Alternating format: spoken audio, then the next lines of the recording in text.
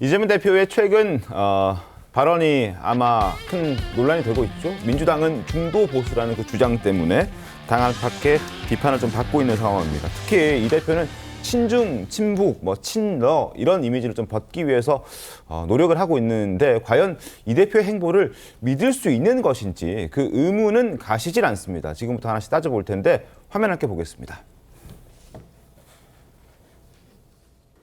동유럽, 중남미 국가에서 우리의 우수한 K방산 수입을 원하고 있습니다. 그런데 국방장관의 공석으로 고위급 협상에 큰 차질을 빚고 있습니다. 최대행은 국방장관을 즉시 임명해서 국가안보와 방산 수출에 만전을 기해 주시기 바랍니다. 군의 주요 리더십들이 부재한 것이 제한이 없다고 하면은 아마 거짓말일 것입니다. 지휘관들은 사실 전투준비, 교육훈련, 부대관리라는 이 세 축을 항상 실전적인 상황에 대비해서 유지해야 되는데 대리 체계에서는 결심하기 어려운 영역들이 존재하기 때문에 리더십 발휘에 좀 한계가 있는 것이 현실입니다. 자, 지금 집권 여당과 그리고 국방부 장관 대행의 목소리는 빨리 장관을 좀 임명해야 된다라고 하는데 더불어민주당 이재명 대표는 그렇게 생각하고 있지 않은 것 같습니다. 화면 함께 보겠습니다. 임명해야 된다는 권영세 비대위원장의 목소리에 그렇지 않다. 신임 국방장관이 계엄을 또 할 수도 있다고 우려하는 국민들이 많다. 그러니까 국방장관 임명을 반대한다라는 입장을 어제 밝혔다고 합니다. 자, 계엄 때문에 못하겠다라는 저 메시지 어떻게 좀 보셨습니까?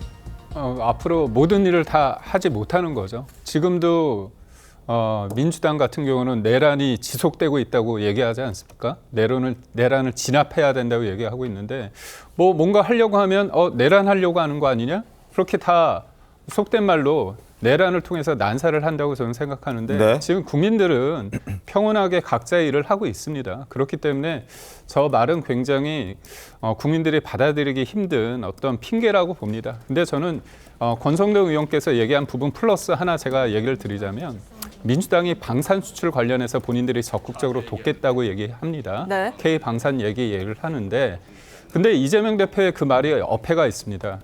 민주당은 어떤 법을 냈냐면 방산을 수출할 때 국회 동의를 받게끔 했습니다. 이게 발목 잡는 거거든요. 그럼 시간이 늦춰집니다. 네. 납기가 늦춰지는 문제가 있기 때문에 이런 법을 내면서 안보를 중시한다고 생각하고 우리 경제를 생각한다고 하는 게 어불성설이잖아요. 그렇기 때문에 중도 보수라는 말 자체가 가지는 그 함의에 대해서 제대로 인식하고 말씀을 하고 계시는지는 의문입니다.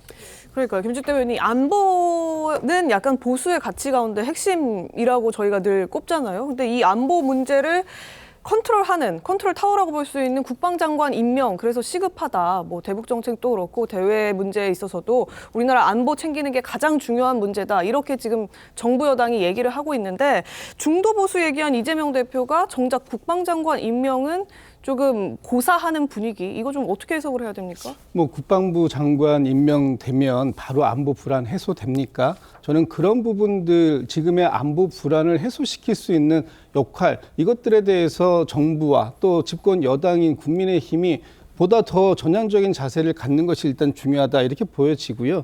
지금 국방부 장관의 임명뿐만 아니라 행안부 장관도 공석 아닙니까? 그렇게 따지면은 이 행안부 장관에 맡고 있는 네. 어떤 재난이라든지 이런 부분에 대한 대응, 이런 부분도 지금 그 국민들 불안하기 마찬가지다, 같은 논리로 말씀하실 수 있는 겁니다. 그러나 지금 이 상황 속에서 어차피 이제 윤석열 대통령이 앞으로 한 20일, 아무리 길어도 한 달 정도 안에 복귀를 하던 아니면 이제 새로운 정부가 나올 수 있는 그런 가능성도 열려 있는 거 아닙니까? 그 상황 속에서 지금 현재의 장관을 임명하는 과정을 아무리 빨리 한다고 해도 네. 그 시간이 최소한 2달 정도 걸리는 거잖아요. 그렇다면 지금 이 국민들이 느끼는 안보 불안 또는 어떤 이 행정적 불안에 대해서 어떻게 하면 그 불안을 해소시키는 데 더 많은 노력을 할 수 있는가 하는 안을 말씀하시는 것이 보다 더 효율적인 안이 될 것이다. 국방부 장관 한 사람이 임명되지 않는다. 저희가 지금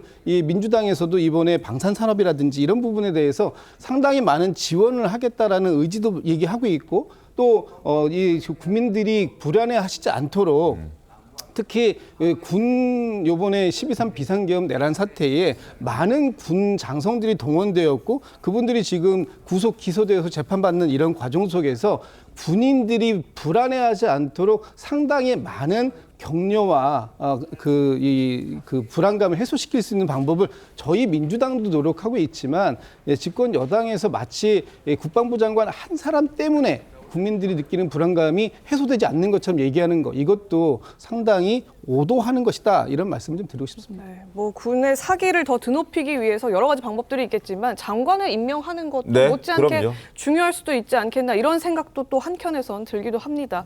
그런데 이 이재명 대표 중도 보수를 지향한다고 얘기를 했는데 친중, 친러, 친북의 안보관을 단적으로 보여주는 발언들이 있었습니다. 지난 총선 때 이재명 대표 발언들 들려드리겠습니다. 왜 중국을 집적거려요? 그냥 쎄쎄. 대만에도 쎄쎄. 이러면 되지.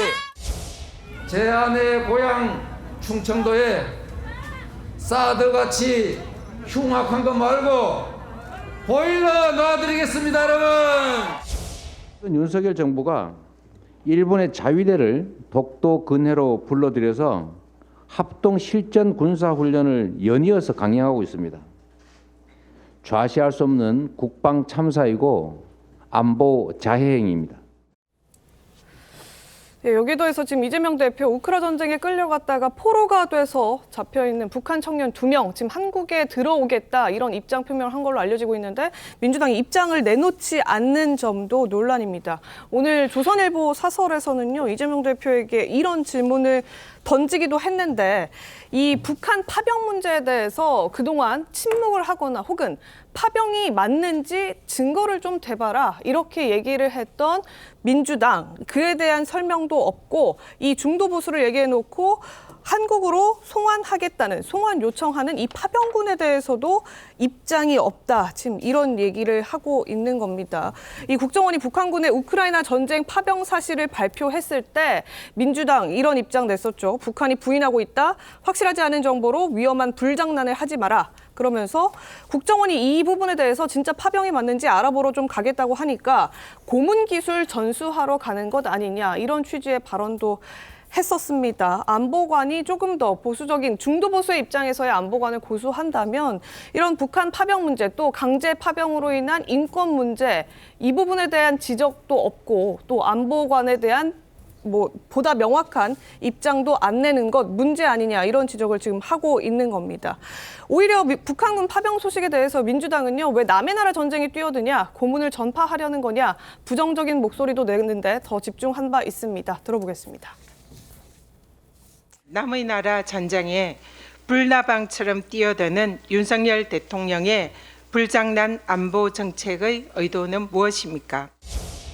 한 명이 가더라도 군은 파병입니다. 법을 위배해 가면서 한다면은 이것은 당연히 탄핵 사유가 되는 것이고 이 국정원이 북한군 전쟁 포로들 신문을 하기 위해서 신문조를 파견하겠다고 합니다. 대한민국에서 사라진 고문 기술을 전수라도 하겠다는 겁니까? 왜 전쟁에 끼어들어서 우리가 전쟁 속으로 말려들게 합니까? 네, 지금 적장에 북한이 사실상 강제 파병하는 것은 침묵을 하고 도리어 지금 왜 끼어드냐 이런 주장을 했던 건데 이게 지금 인권 문제도 있고 여러 가지 문제가 있는데 침묵만 하는 게 과연 적절하느냐 이런 지적 나오거든요. 제가 요즘에 그러니까 중도 보수 이 논란이 있을 때 저는 드리고 싶은 말이 있어요. 민주당 분들한테 물어봅니다. 제가 지금의 민주당이 노무현 DJ의 민주당이냐. 그러니까 그거에 대해서 대답을 잘 못해요. 본인들도 알거든요.